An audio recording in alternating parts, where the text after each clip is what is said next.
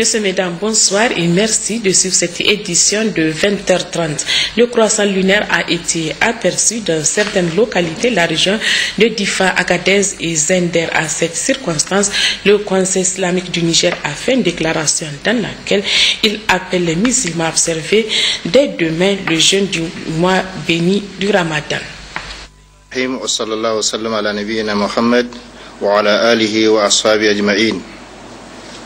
Le Conseil islamique du Niger a l'honneur de porter à la connaissance de la Oumma islamique du Niger que le croissant lunaire de Ramadan 1436 de l'Hégire, correspondant à l'année 2015, a été aperçu dans les localités suivantes: Diado dans le département de Bilma, Kabelewa dans le département d'Ingingimi, Garimalam à Zenderville et Iferouane dans la région d'Agadez. Conformément à la recommandation du prophète Mohammed sallallahu alayhi wa sallam qui dit: jeûnez à la vision du croissant lunaire et rompez à sa vision, il incombe aux musulmans du Niger d'observer le jeûne le jeudi 1er Ramadan 1436 correspondant au 18 juin 2015. Ainsi, à l'occasion de ce mois béni de Ramadan, le Conseil islamique du Niger recommande à tous les musulmans du Niger de profiter de cette occasion pour accomplir les bonnes œuvres, notamment les prières et les invocations, l'entraide, la solidarité, le pardon mutuel, etc. Le Conseil islamique du Niger demande à tous les musulmans d'intensifier les prières pour qu'Allah le Tout-Puissant descende sa miséricorde, ses bénédictions, la paix, la cohésion sociale, la stabilité, et qu'il gratifie le Niger d'un hivernage béni et fécond. Wassalamu alaikum wa rahmatullahi wa barakatuh. En ce moment où la Oumma islamique du Niger s'apprête à jeûner, le Premier ministre Brigitte Rafini a livré un message à l'endroit des musulmans. Dans ce message, le chef du gouvernement tenu a souhaité un bon mois de jeûne aux Nigériens tout en leur demandant de beaucoup prier pour la paix, la quiétude sociale et pour que Dieu Tout-Puissant nous gratifie d'un hivernage fécond. Bismillahirrahmanirrahim. Mes chers concitoyens, il est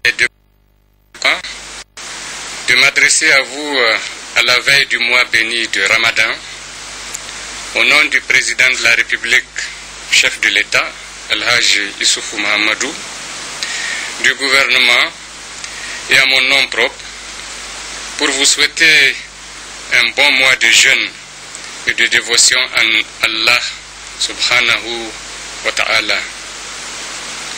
En effet, le croissant lunaire qui marque le début du jeûne a été aperçu dans plusieurs localités de notre pays. Ainsi donc, demain, Inch'Allah, la communauté musulmane de notre pays, à l'instar de la Oumma islamique, entamera dans la ferveur religieuse le mois béni de Ramadan. Mes chers compatriotes, nous devons mettre à profit ce mois de dévotion pour implorer le Tout-Puissant Allah pour que la saison des pluies, dont le démarrage semble tarder, connaisse des précipitations abondantes et bénéfiques, bien réparties dans l'espace et dans le temps. Nous devons l'implorer aussi pour que la paix, la stabilité et la quiétude sociale règnent toujours sur notre pays.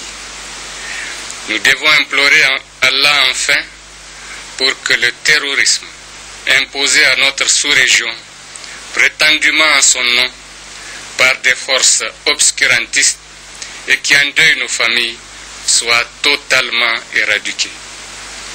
C'est l'occasion pour moi de renouveler toute la compassion du gouvernement et sa disponibilité à l'endroit des familles endeuillées par les attaques terroristes.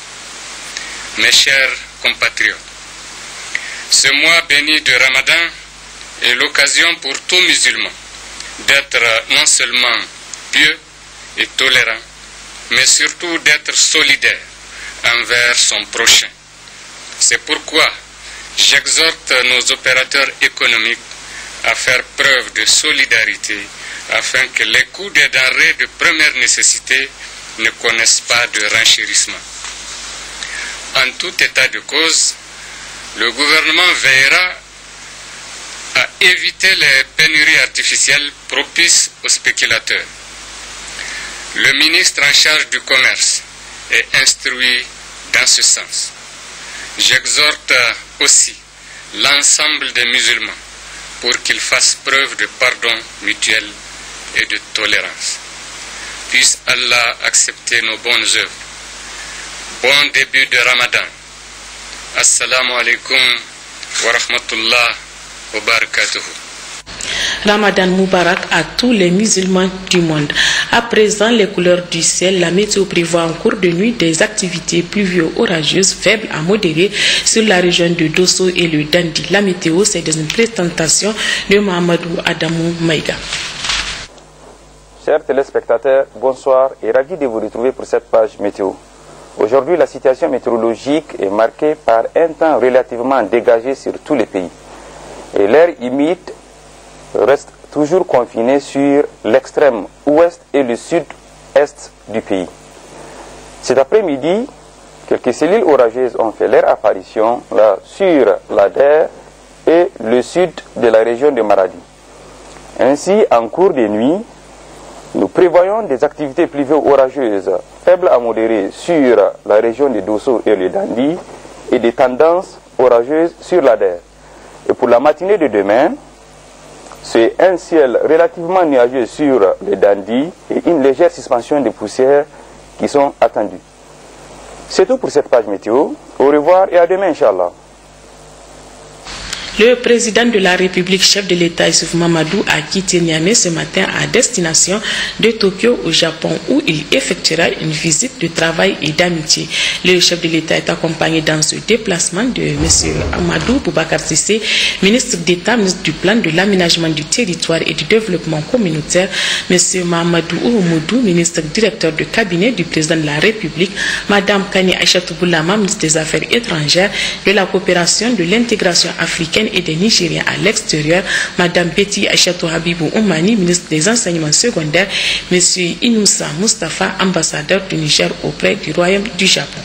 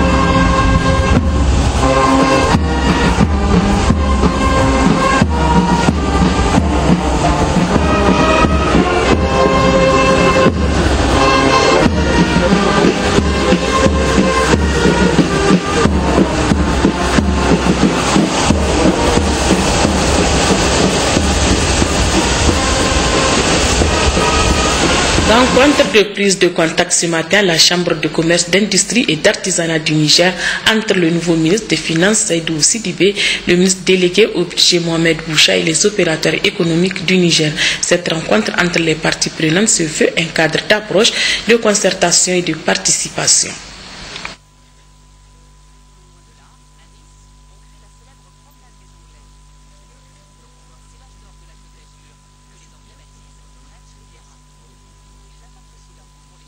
Visite ce matin à Niamey du ministre de l'Hydraulique et de l'Assainissement sur 3 sites de la Société de patrimoine des eaux du Niger SPEN, notamment le chantier de construction d'un château d'eau à Djangaray, l'usine de traitement d'eau de Yantala et le site devant abriter la station de traitement d'eau potable de Karegourou à la rive droite de Niamey.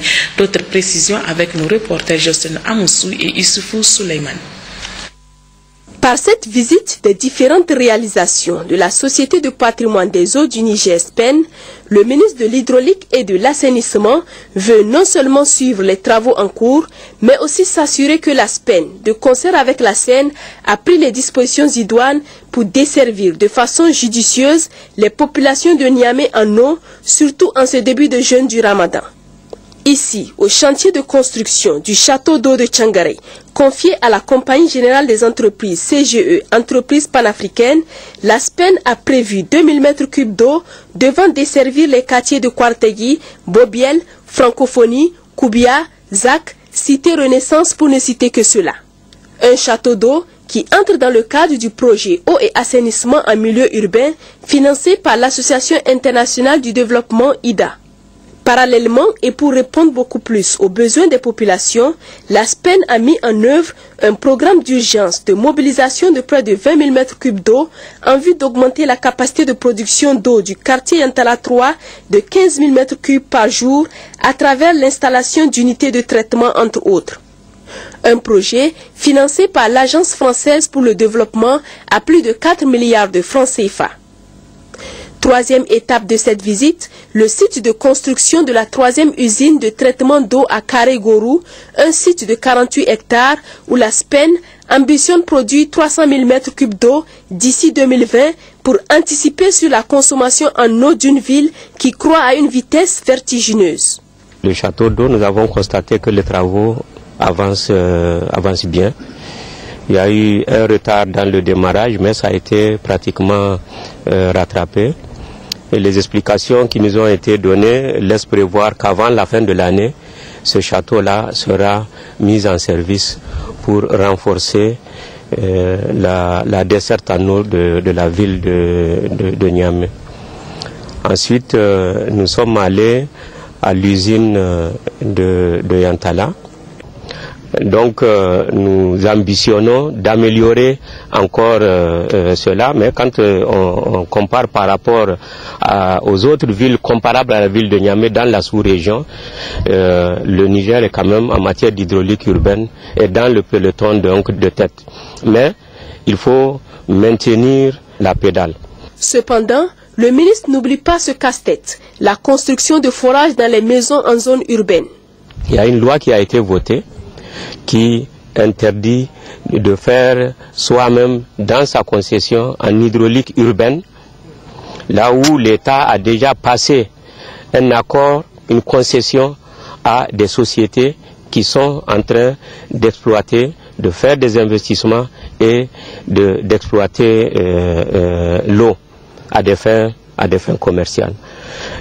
Deuxièmement, cela représente un danger de santé publique.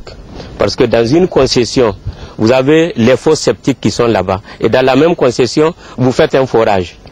Il est évident qu'il y a des risques de contamination donc entre les fosses septiques et le forage que vous faites dans votre concession. Donc cela va entraîner encore d'autres maladies. Pour le cas de Niamey, c'est que nous sommes en plus dans une zone de socle.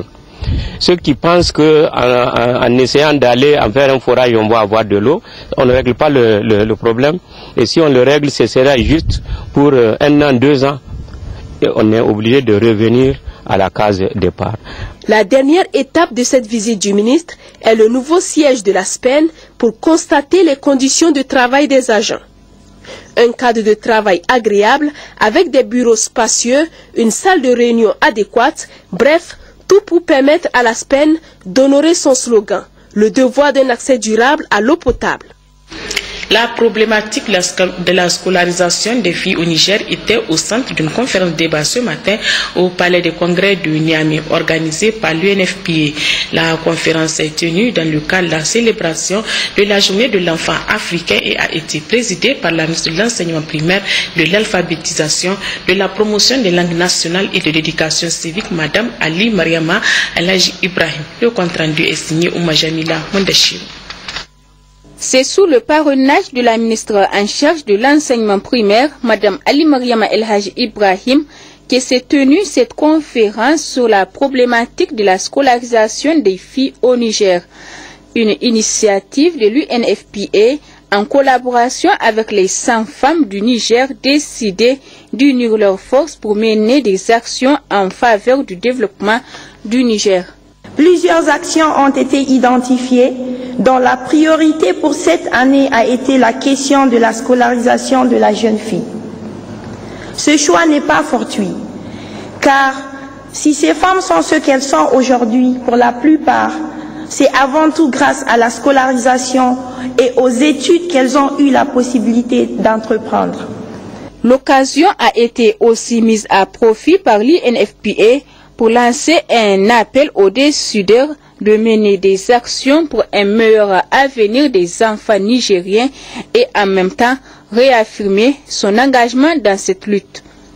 Je voudrais pour finir vous réaffirmer tout l'engagement et la disponibilité de l'UNFPA à vous accompagner dans vos actions en faveur de l'habilitation des jeunes filles pour qu'elles contribuent à bâtir le futur que nous voulons pour nos enfants, c'est-à-dire un futur dans lequel chaque jeune, chaque fille aura la possibilité de développer tout son potentiel et où toutes les femmes et les filles seront traitées avec dignité et respect. Pour relever le défi de la scolarisation des filles au Niger, plusieurs actions, mesures et initiatives ont été développées par l'État et ses partenaires. Nous nous faisons le devoir de rappeler ici, entre autres actions, des plaidoyers, des campagnes de sensibilisation en direction des parents, des leaders d'opinion, des renforcements des capacités techniques et opérationnelles des associations des mères éducatrices, des COGES, des enseignants, des encadreurs pédagogiques, les activités de soutien pédagogique ou les tutorats, l'octroi des bourses, des prix d'encouragement, des prix d'excellence aux élèves filles méritantes, le soutien aux familles d'accueil des filles, les cantines scolaires. Il est indéniable que la Constitution, les textes juridiques, les engagements internationaux relatifs aux droits des filles auxquels notre pays a souscrit placent l'éducation au cœur des préoccupations des autorités de la 7e République. Il ressort de cette conférence qu'en dépit de toutes ces actions menées, l'on enregistre encore un écart en défaveur des filles en matière de scolarisation. C'est pourquoi la ministre de l'enseignement primaire a appelé tous les acteurs à inscrire la promotion de la scolarisation des filles dans leur agenda. Le ministre des Postes, des Télécommunications et de l'Économie numérique et celui de la Communication, respectivement président et vice-président du comité interministériel pour la TNT, étaient ce matin au centre de diffusion de l'Office de radiodiffusion et télévision du Niger, ORTN de Lazare. Abdoumani et Yahouza Sadissou sont allés constater l'effectivité de l'installation de l'émetteur et d'autres matériels de la TNT, conformément à l'accord de Genève de 2006 qui a fixé la date du 17 juin comme date butoir de la migration vers la TNT. Gérard Abdelaziz et à côté Waglassan pour plus de précisions. À leur arrivée au centre de diffusion de l'Office de radiodiffusion et télévision du Niger, ORTN, situé au quartier Lazare, le ministre des Postes, des Télécommunications et de l'Économie numérique et celui en charge de la communication ont été accueillis par le directeur général du dit office, Loïc Crespin, le responsable et technicien du dit centre et les membres du comité interministériel en charge de la télévision numérique terrestre TNT. Abdoumani et Yahouza Sadissou, qui sont venus pour se rassurer que le Niger est au rendez-vous avec la TNT, ont visité le nouvel émetteur TNT de Niamey installé. Ce matériel va permettre à l'ensemble des télévisions publiques et privées de la région d'évoluer en TNT. Les deux ministres se sont également rendus à l'arrière de la salle de diffusion pour voir la parabole de réception du bouquet, l'antenne qui est fixée au sommet de ce pylône de 200 mètres de haut et d'autres matériels accessoires non moins importants, notamment le groupe électrogène qui va sécuriser l'ensemble de l'installation. Le constat est satisfaisant. Aujourd'hui, en dehors de toute la théorie, de toute la documentation, vous avez constaté avec nous l'installation effective de l'émetteur qui va couvrir l'ensemble de la région de Niamey en TNT. Donc nous sommes aujourd'hui le 17 juin 2015, conformément à l'accord de Genève 2006, le Niger est au rendez-vous. Cependant, il faut comprendre que la TNT n'est pas seulement limitée aux infrastructures. Il y a ce qu'on appelle les accompagnements sociaux. C'est-à-dire qu'il faut accompagner la population pour qu'elle s'approprie la TNT. Pour ce faire, il faut émettre simultanément aussi bien l'ancien signal que le nouveau signal. Ça ne veut pas dire qu'à compter d'aujourd'hui, nous allons commencer à éteindre les anciens émetteurs. Non. On va accompagner la population jusqu'à ce qu'elle puisse se familiariser avec la TNT. Il y a la deuxième composante de l'accompagnement social qui consiste à doter l'ensemble des foyers nigériens des décodeurs qui sont des boîtiers qui sont dotés d'une intelligence qui comprennent aussi bien la TNT que l'ancien signal. Je profite de ce micro pour porter à la connaissance de l'ensemble de la population nigérienne qu'aucun Nigérien ne va changer de téléviseur. Aucun Nigérien ne va changer de téléviseur. L'État a pris deux mesures importantes pour que ces téléviseurs-là ne soient pas changés. Première mesure importante que l'État avait prise, c'est celle qui consiste, comme je l'ai dit tout à l'heure, à émettre les deux signaux. Le signal TNT et l'ancien signal que tout le monde connaît. Si le consommateur nigérien est doté d'un téléviseur qui est doté d'une intelligence de comprendre la TNT, il recevra directement la TNT.